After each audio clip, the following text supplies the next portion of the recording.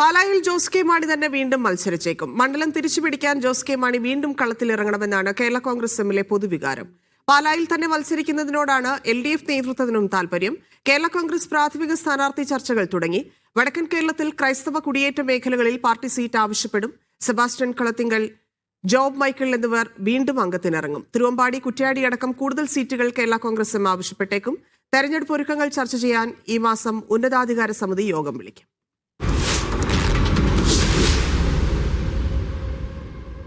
ഇക്കുറി ജോസ് കെ മാണി എവിടെ മത്സരിക്കുമെന്ന രാഷ്ട്രീയ ചർച്ചകൾ സജീവമാണ്.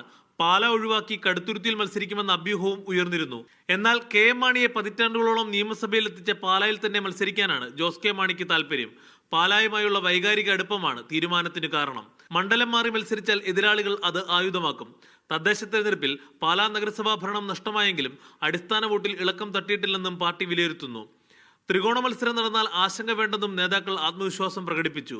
കേരള കോൺഗ്രസ് എമ്മിൽ കാഞ്ഞിരപ്പള്ളി, പൂഞ്ഞാർ, ചങ്ങനാശ്ശേരി എന്നിവിടങ്ങളിൽ സിറ്റിംഗ് MLA-മാരായ N ജയരാജ്, സെബാസ്റ്റ്യൻ കുളത്തിങ്കൽ, ജോബ് മൈക്കിൾ എന്നിവർ വീണ്ടും കളത്തിലിറങ്ങും.